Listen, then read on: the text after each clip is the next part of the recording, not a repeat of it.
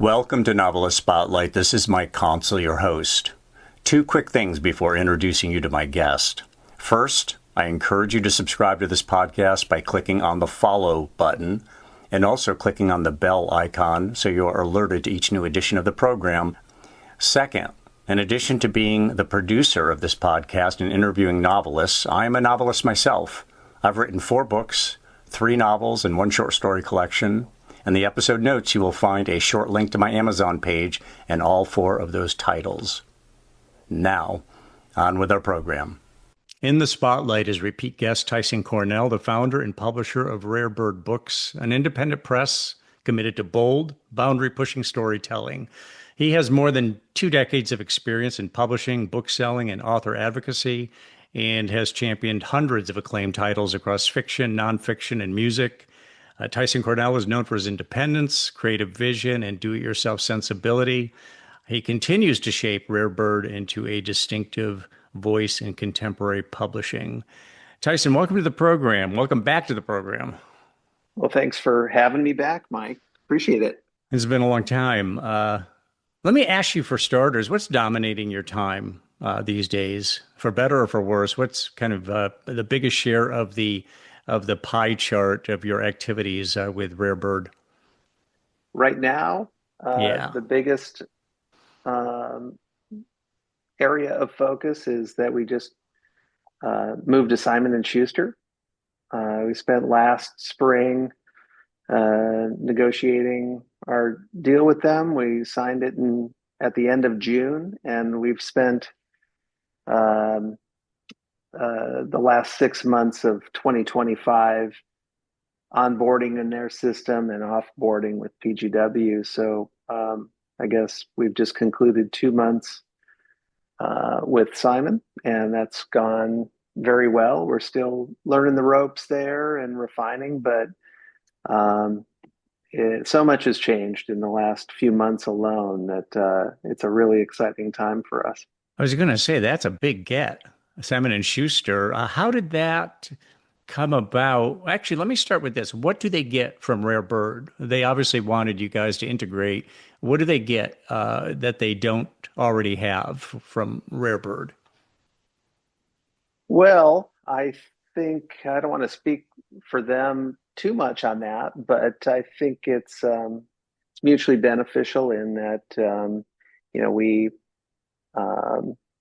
have a good size catalog right now. So we have areas that are obvious for improvement coming from PGW. And it just seemed like the right time for both of us. So what is the deal itself? What's the marriage between the two organizations all about? Well, it's they are distributing our books worldwide, and we work closely with them on many different areas of the publishing process, which is different than what we were doing with PGW. We were working very closely with the Simon & Schuster production team on all of the printing and shipping and logistics and design areas that we have a collective vision working together on what we want to do together and accomplish. And part of that is maintaining what we think is great about our company. It has a distinct personality. It has a vision for what it publishes. We know a Rare Bird book when we see it, is something we often say here at the office. But then we also have a broad palette that we pull from. So we think there's a lot of improvement and scalability. We have our edgy titles that need to stay indie, but then we also have more commercially viable titles that we're trying to maximize and get out there more. So it's kind of that bridge between indie and commercial, which that's the marriage between an independent publishing company that's been around for now not too far off from 20 years and a big corporation. Now, how did this thing begin? You're a deal maker, Tyson, I do believe. Did you approach them? Did they approach you? How did it come about? Um, well, it's a small world. Um, a lot of us in this business know each other and crisscross on projects. I won't name names, but we had um, a mutual publisher uh, finally push both of us to get together and consider doing this, and that was really the impetus for making this all happen. How long did it take? How many months to iron out all the details?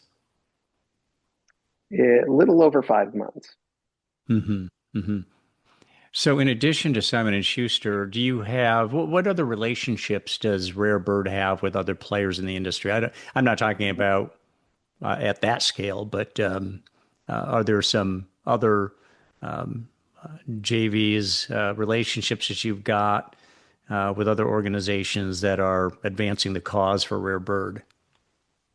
Yeah, we've always been collaborators. Um, we work with different organizations. One that comes to mind is the Jack Kerouac Estate and their um, internal imprint, which is called Sal Paradise Press. And we've been publishing books together in a co-publishing spirit. They're cataloged with Rare Bird, and but they're co-branded. We also publish books in a similar way with some people on the music side. Andy Biersack, he's the singer of this band, the Black Veil Brides, and we first started with his autobiography in 2020 during COVID, and last year around this time we announced a horror novella series with this imprint of his called Knives and Pens. So it's Rare Bird and Knives and Pens presents. And then in between that, we did Andy's own version of the works of Edgar Allan Poe. We also have another band that we work with in a similar way, Ice Nine Kills. They do novelizations of their novels or of their albums, and it's the same kind of relationship where we define just that collaborative spirit, and then the books and the records and the audiobooks and the products that we put out there are all extensions of that. Now, your music appears to be an area of strength for Rare Bird. When you started the organization, did you have an eye towards that, or is that something that was realized along the way? And speak to it from your own standpoint too. I believe you might be a musician, or at least you're a music lover. Well, creatively, I'm a musician. Uh, I consider myself a literary person first and foremost, but I think like a musician. I have played music my whole life. Both my older stepbrothers are professional musicians. They're 12 and 13 years older than me, so they um, uh, had an impact on my younger years and just being around music and instruments. But by the time I was in my early teens, I was playing in bands and traveling around the country. And then when I moved to Los Angeles to go to UCLA, I continued that. I was playing with musicians, did um, put out records with Imai Toshiba in Japan and regularly went over there to tour. Um, I obviously been to many other places in those European tours. I played music with the army in Iraq and Kuwait, Kosovo, Bosnia, Wow. Serbia, all the European bases. So, yeah, creatively, I'm a musician, um, but really, my heart lies with books. I love my musician buddies and see eye to eye, but I can only stand so much time in that. You know, the culture of music is a lot different than the culture of books. I'm very introverted, very punctual. Um, Often playing in bands, it's hurry up and wait. It's a 3 hour rehearsal. Um, A lot of you big know, voices. You're the exactly, wallflower among a lot of extroverts. exactly. So, I often get frustrated in those situations because I'm a go, go, go type person. And if I could rehearse with a band at 6 o'clock in the morning, I might have more time for it. Now, you don't necessarily sound like a go go go person. You're very mellow in your delivery, but at the same time, I remember when we talked last, I was trying to ask you how many hours you work a week, and I loved your answer. You hesitated and you said it's kind of hard to pin that down. It's a lifestyle. And I Mhm. remember saying to my wife, that's exactly my life. It doesn't have to do with when you're on the clock or off the clock. It's a lifestyle, Yeah, and even when you think you're off the clock, there's something incubating, and yeah, something pops up. And it's a great, I mean, it really is a great lifestyle when you really love what you do, and you want to do it a lot at any time of day or night, and it's always incubating. So UCLA, what did you study there? I studied ethnography, Oh, specifically ethnographic creative writing. oh, interesting. Okay, and with the intent of you were getting that knowledge transferred to you to accomplish what? Did you know what you wanted to do with that degree? Did you know you wanted to start a publishing company? No, but it's really the best degree um, and area of focus for somebody who wants to be a publisher because ethnography is really the intersection of culture and people and ideas. It really centers in on that clash, for better or worse. And it's part anthropology, part sociology, part psychology. Um, that sounds like I'm describing being a publisher. So, Hmm. no, I didn't have an idea of doing that. I mean, I'd been putting out records since I was a little kid, and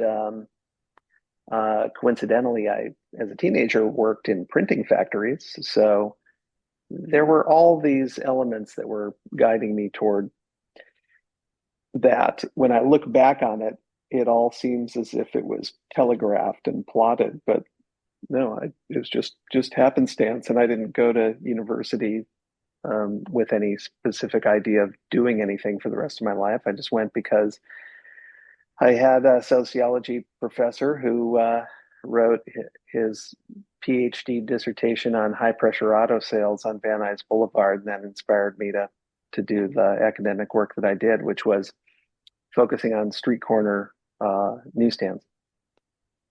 Do you listen to music while you read? Or is it No, a solitary? Okay, you don't listen to music. Okay. no, You want to be able to concentrate on what you're reading. And being yeah, a musician, would suspect, my college roommate is a musician, back in the day. I mean, he's still a musician, but he couldn't really have music. I couldn't have a conversation with him if music was on the background because he'd keep picking things up and I could see his eyes drifting off and he'd start commenting on the music. So probably that way with a lot of musicians, maybe yourself. But when you are uh-huh. reading, are you reading paper? Are you reading Doesn't matter. ebooks? Yeah, and you do audio as well? I do. Yeah. I mean, audio is reserved for when I'm driving or when I'm walking around or when I'm falling asleep. Yeah. Um, yeah, to me, I mean, I obviously love tactile books and whatnot, but for me, it's just about the language and the process of reading or listening or the ideas that are present. I really don't. The medium for me changes with whatever I'm doing. If I'm traveling, I'm more um, prone to gravitate toward ebooks. If I didn't bring a particular book and there isn't a bookstore nearby, then I'm reading an ebook. It's great the way how quickly you can get your hands on an ebook Hmm. or an audiobook. I mean, it's just immediate, which is great, and you can travel with half a library, and it's all in one place. You don't need a backpack for it Hmm. or a UPS shipment. Exactly. So you are doing really well with music, it seems like at Rare Bird. Is there any other category or genre that you feel like, or maybe multiples of them that you feel like are a strength of the organization? I mean, you mentioned horror, Hmm. and I'm not sure if you feel like that's an area of strength. What would you say is where what categories or genres does Rare Bird lean into most heavily? Well, yeah, music or entertainment in general.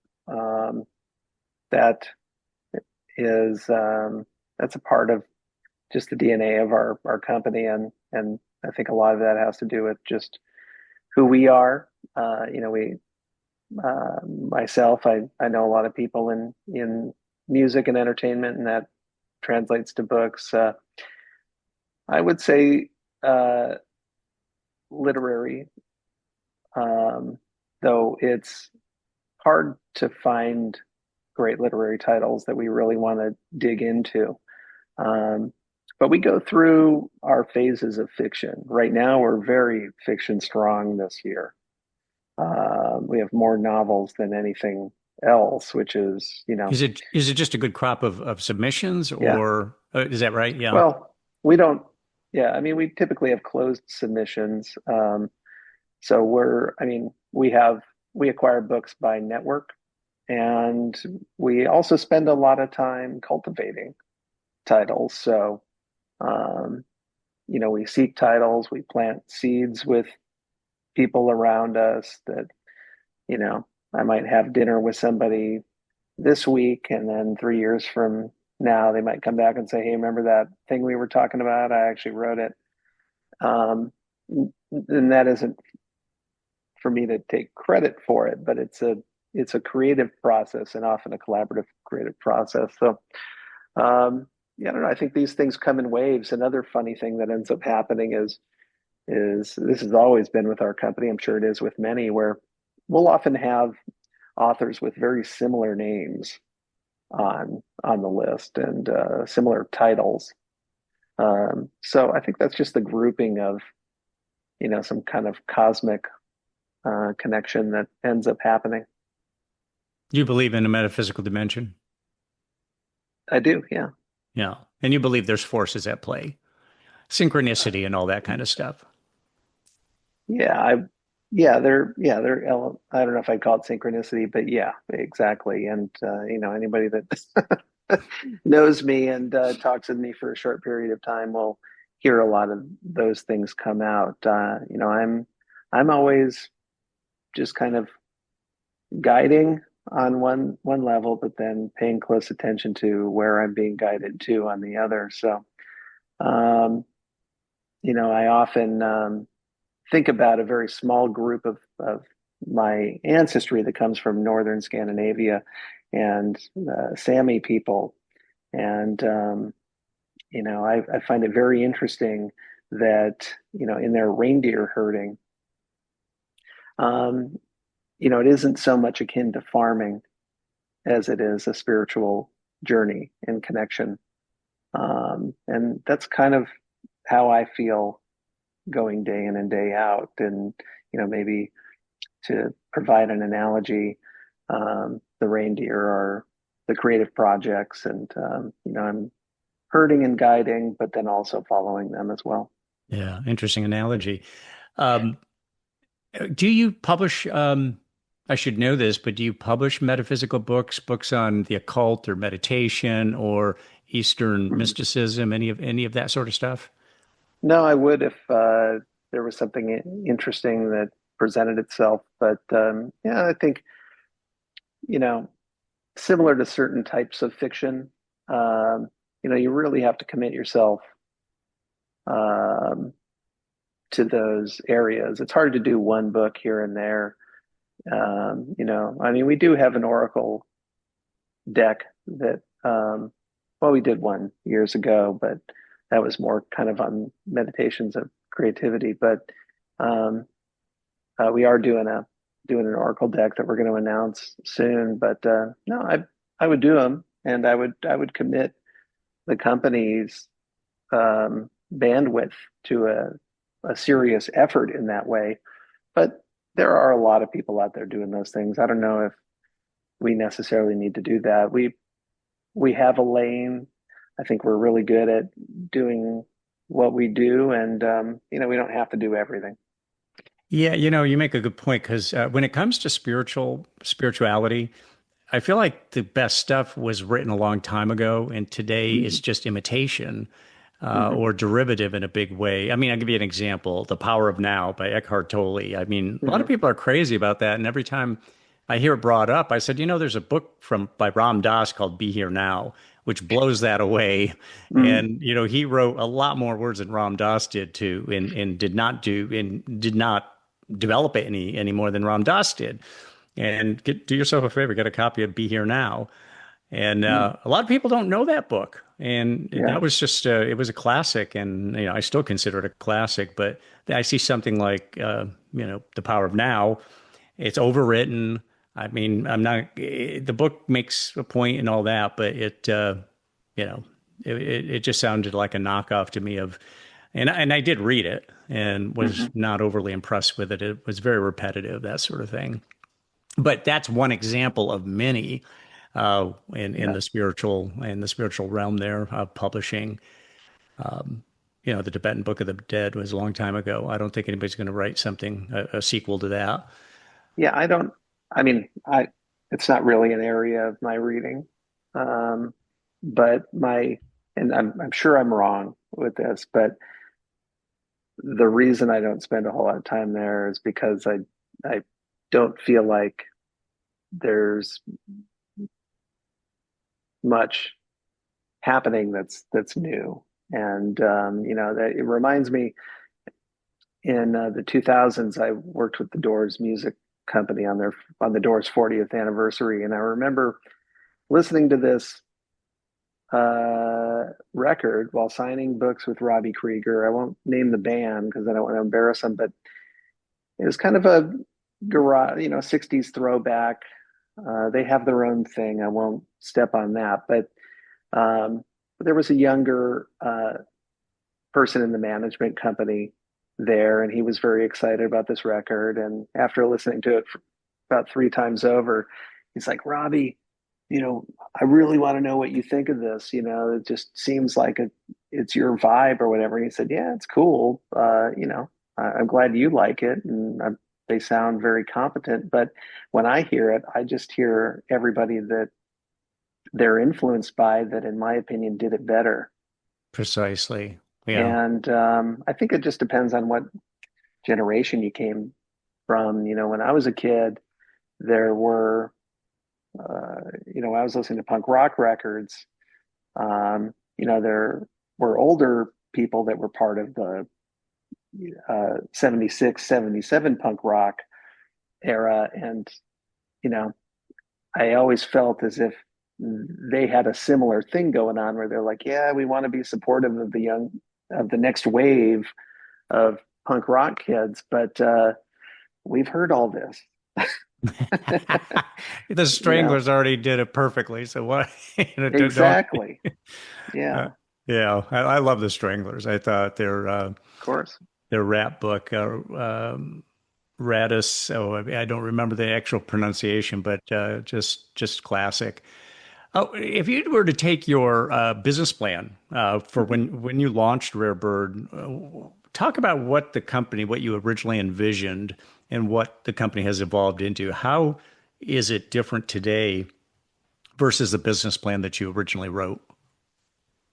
Well, the early days of our operation was less publishing. The majority of what we did was do marketing and events and design for other authors and publishers. And then that balanced for a while where we were doing a 50-50 for a number of years. And then I don't even remember when, probably 2017, 2018 is when we really moved over into the realm of our own projects were more of a day-to-day priority and we're carrying more weight. And part of that is because we just had more in our catalog and we had some great opportunities to publish books that sold well. So then that dominated things. So that's the most noticeable change. But it's really hard. It's been hard for us to keep business plans up to date because things change so rapidly. For a lot of different reasons, good or bad. We've had lawsuits over the years that have derailed things in certain ways. We've, on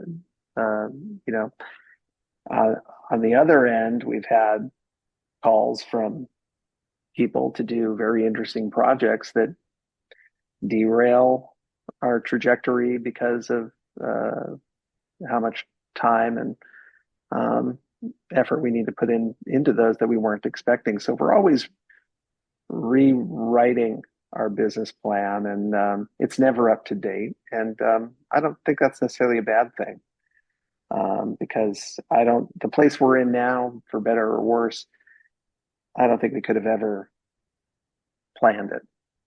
Yeah. Well, and you take something like artificial intelligence, which, so this comes along and now all of a sudden you want to insinuate it into the business plan in some way because you probably use AI for who knows what. I mean, a lot of people use it for writing now. Do you guys use AI? And have you had to cross the bridge? Internally, your staff, do you guys use AI? And have you had to cross the bridge with authors where you've had to kind of have the conversation, this is written by you, correct? Not by ChatGPT or Perplexity or whatever? Or do you not make that restriction? Maybe you don't make that restriction. It's kind of like if it's creative work and you've worked with Perplexity to do it, that's okay. I don't really care. I argue about this with authors. Last year around this time, as a joke, I created a company image that was created with AI, and I rewrote all the staff bios and didn't tell staff and just posted it on our website and waited to see if they would notice. And that was very unpopular, even though it was just a joke. And I still think it's very funny, but there were a lot of people that it was a hot button issue back then. I think now people have settled in a little bit more with how they want to engage with AI. Obviously, it's on steroids right now, but I really don't look at it as anything different than, the analogies that people often bring up, which it's, just like the new calculator and whatnot. I think that if you can use AI as your little assistant and your buddy, then that can be a really great thing. I think a lot of the problem comes in when people in the book industry or writing community are relying on it too much. Some areas that I think are really great and exciting is when people are running ideas through it.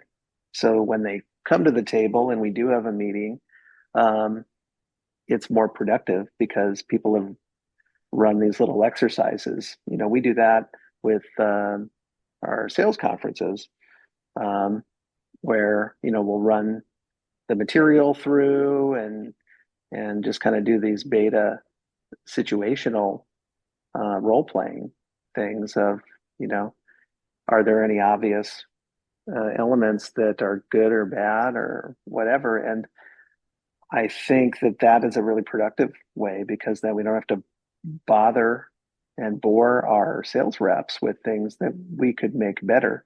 It doesn't mean we aren't putting in the work. It doesn't mean we aren't um, doing things on our own, but it's just they're just different tools. So that's one example.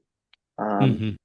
yeah, I can't really speak from the writing side because I don't really work in that regard on a day to day. I mean, editorially, it can be nice to send things through as a last step. We've started doing that a little bit more, not as a way to replace copy editing, obviously, but we'll run things through just as an extra safeguard, and occasionally it'll catch double periods and uh, certain things that are obvious or mismatches in copyright pages, and I think that's great. Yeah, yeah, it is a useful tool, no question about it. And I'm old enough to remember when the calculator was coming out and people thought, oh, we're not going to be able to do math anymore. It was kind of the end of humanity or the fall of civilization. And there's just been so much that has evolved since then, and everybody's doing fine. And AI is a great assist. I mean, it really is a great assist. So, what about commercial concessions that you need to make for the sake of commercial viability? Have you found that you've made concessions that you normally wouldn't have made or wouldn't want to make to keep yourself commercially viable? Like there's that 20% or 50% of the material you put out that we're doing it because it needs to, we need to make money. We need to keep the doors open. And then the balance of the inventory has to do with what we really value. Not that any of your titles you would say is just kind of a throwaway on commercialism. Mhm. I don't mean that, but it seems like any organization makes some concessions to that all things considered equal, or if you were funded by an endowment or a foundation Mhm. paid for the whole thing, and it's like you don't need to worry about that. Just do your art. Um, it would be a different situation. But what Well, about that? yeah, I mean, that's one reason why I could never work with a nonprofit, I think, because that's boring to me. Um, not, In what way? Uh, I mean, yeah, I mean, I like the challenge of the marketplace. mm, I like the challenge of working with a variety of titles from many different genres. For one, I get to learn about lots of different things, but if I didn't have to um, work on certain books because we have to keep lights on, in some ways, I wouldn't get the challenge that you know it's one of those things that just it pushes you out there, and mhm. there's so many of are books that I really love and respect and am proud of. If I was independently wealthy and only curating the rare bird list based on a very rigid art for art's sake approach, probably wouldn't have ever done it. But after going through the process, um, it's something that I really love and am appreciative for. So yeah, I have a complicated relationship with that. I mean, we have our own moral compass here, but we're running a business, and contrary to what I often get accused of, I don't have a trust fund or family money. We often, because we work with a lot of flashy people and celebrities at times, I think people look at our website and think that there are some puppet masters at play that aren't really a part of the day to day. Now, is it fair to say that, I mean, I get the impression that you wanted to work in book publishing, you love book publishing, you love books, but you would probably be very bored working at an organization, at Random House or even inside of Simon and Schuster. Did you really start the company because it's what you wanted to? Obviously, it's what you wanted to do, but you get to obviously you get to do your own creative thing. You get to run the company. Being a functionary within a very large organization doesn't sound like your vibe. Yeah, most people that know me aren't surprised by that division. I mean, uh, I I did make a conscious decision not to move to New York and take um, job opportunities in order to start Rare Bird. Um, there was one of our authors that um, told me that that I should stay specifically because um, we weren't allowed to chew gum in corporate publishing offices at that time. So yeah, I don't, I mean, I'm not really a corporate person. I'm more of a free spirit. I'm a left brain, right brain person, but you know, I think I can handle it more now than I could have in the early days. But you know, um, no, I think for better or worse, that's a an asset of myself and this company is you don't always know what we're going to do, and sometimes it's not going to be the thing that's going to be most beneficial to us, but we feel compelled to do it. Now, do you pay much attention to reading trends? I mean, for instance, what percentage of people are still reading books, the kind of time they're devoting to it, what their reading habits are, or is that kind of incidental No, to what you're doing? I don't care at all. I mean, I will read the articles when I come across them, or um, you know, when somebody sends something to me and says, "Hey, this looks interesting." But you know, I often think about uh, when authors, one in particular, has said to me, uh, oh, hey, do you know this or do you know that? I mean, I consider myself somebody who's in the know and been curating and always on the search for new and interesting stuff. But you know, this author said, oh, have you read such and such? And I had never heard of it. He said, well, it's won the Pulitzer Prize and it's been on the New York Times list for 2.5 years or whatnot. And I said, well, that's not really a driver to me. It's you know, and what I immediately thought about was that I can't think of any musician friends that curate their the records they want to listen to based on the Billboard Top 100 or who won a Grammy.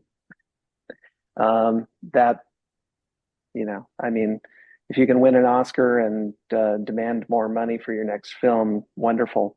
But yeah, that stuff doesn't really make a whole lot of difference to me. That's business and that's ego.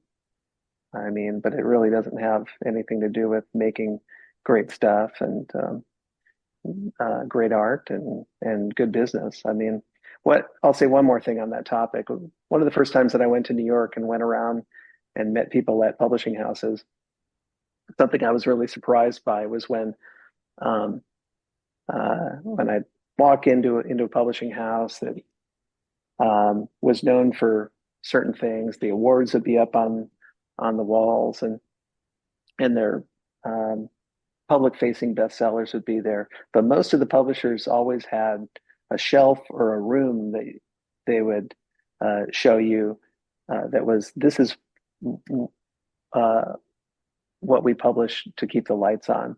And almost always there were these titles that sold ridiculously well that you've never heard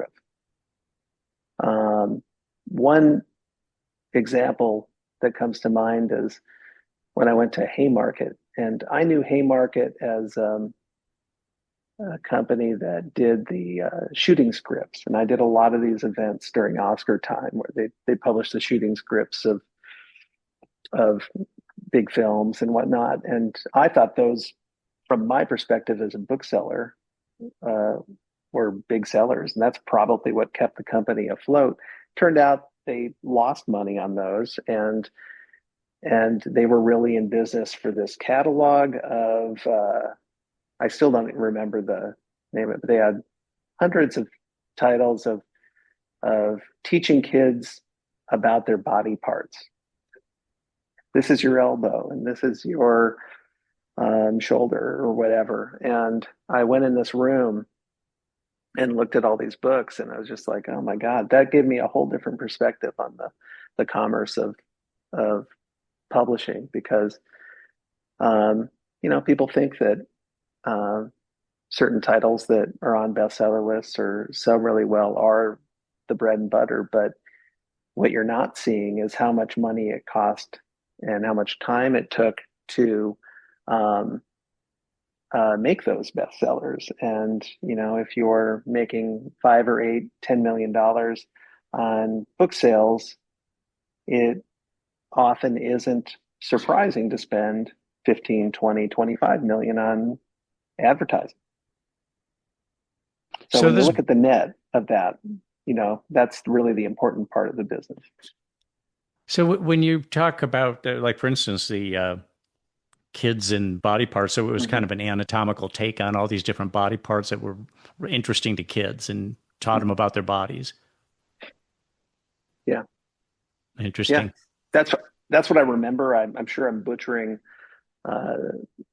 the titles and the series, but the larger point is you don't really necessarily know where they're really making the bread and butter, and some of the books that make headlines are it was a great read, but it cost us a lot to do it too, a lot of time and money.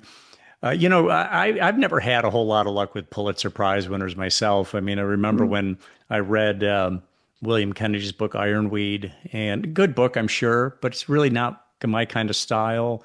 And then I read his first book, which was called The Ink Truck, about a guy working about a newspaper strike. And it was so much more loosely written, so much more creative. And I'm like thinking, why didn't William Kennedy stick with that? I mean, that's obviously kind of his style. And I see that with a lot of authors where their first book, their first novel it's electric.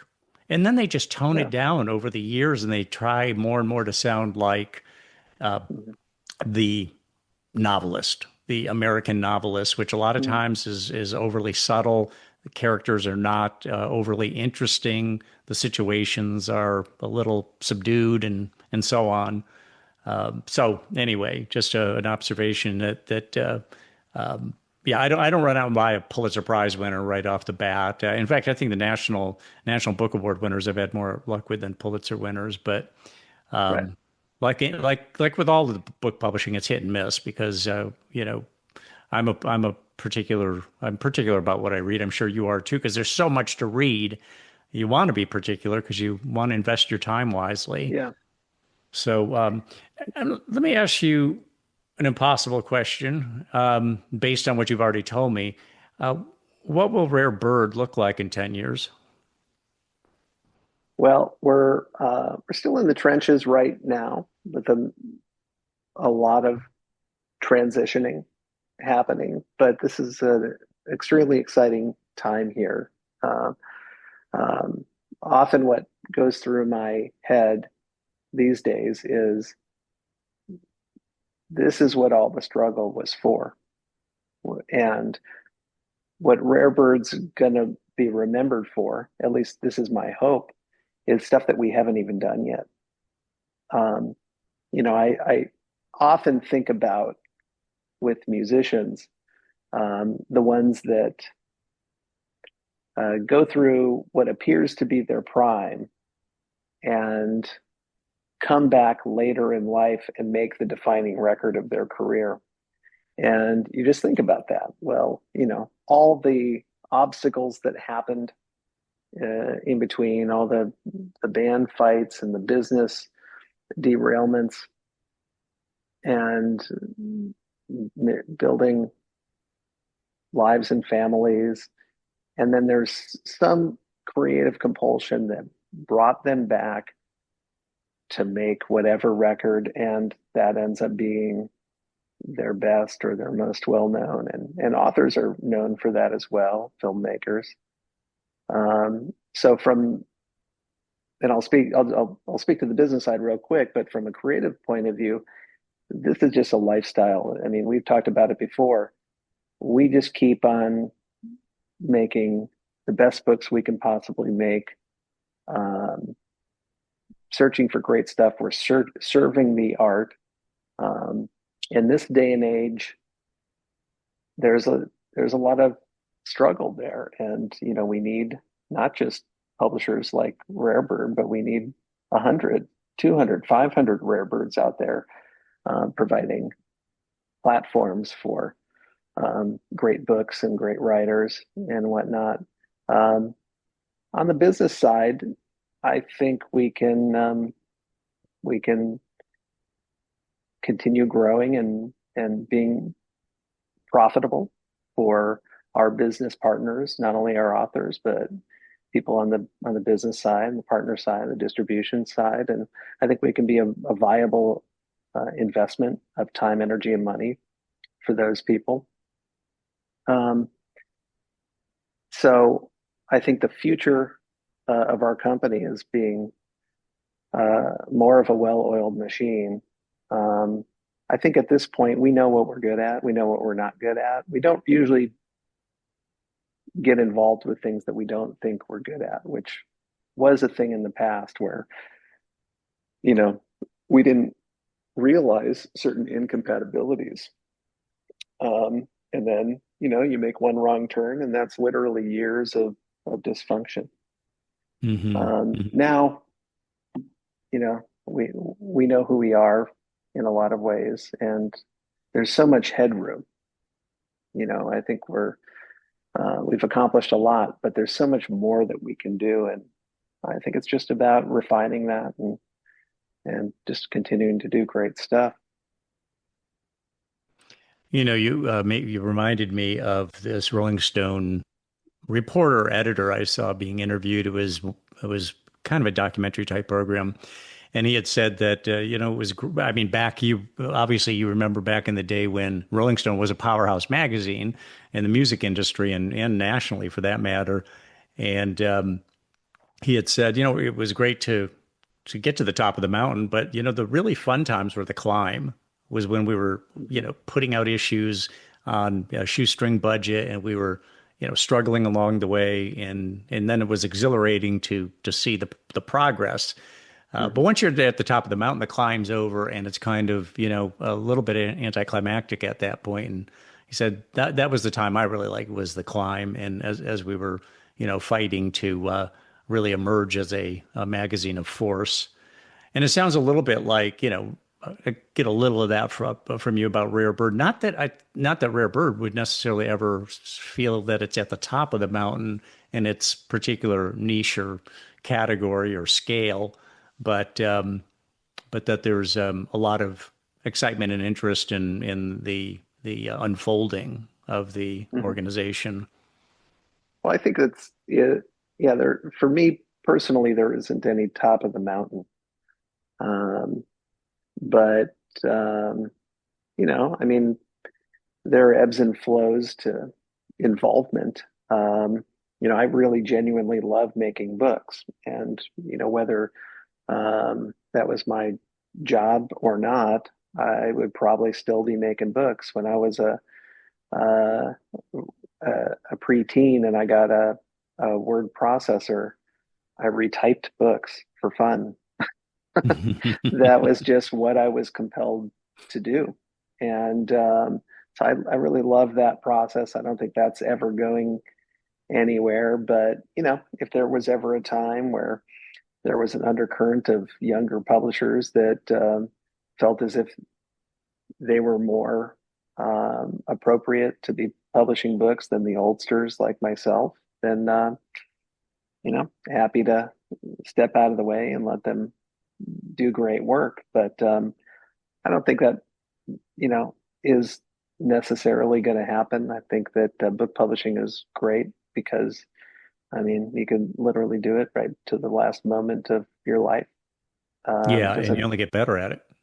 I only get better at it. It's not like I'm playing extreme uh, music where you really have a physical endurance that needs to exist. I mean, um, so no, I just think, among the other things that I like to do, I would just like to keep on doing this for the rest of my life.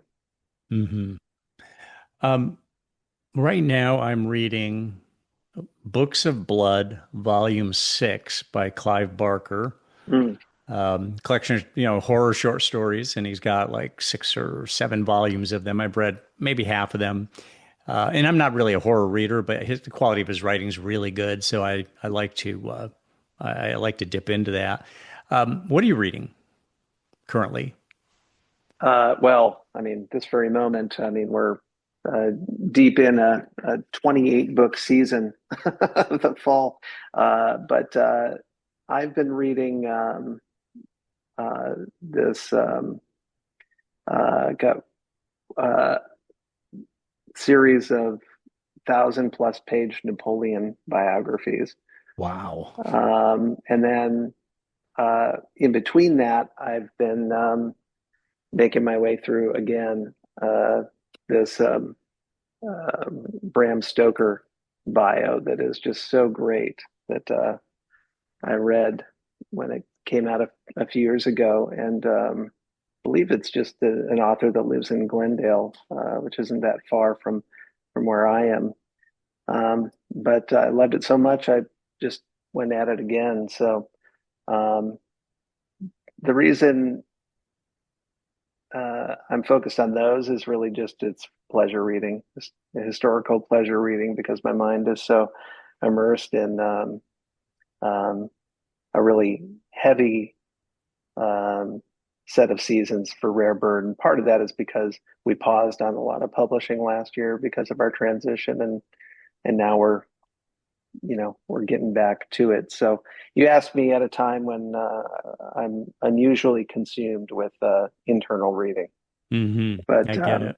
I read a lot of true crime and a lot of fiction, and you know, um, kind of all over the place. Most of the books around me at home and here at the office have bookmarks in them from um, where I left off, and uh, I'll often just pick it up again right where I left off from 5 years ago. So I really just like that process of reading. And if I feel compelled to go back and start again, I will. Tyson, great to speak with you again. Thanks for coming on the program for a second time. Well, thank you very much for having me, Mike. I appreciate it.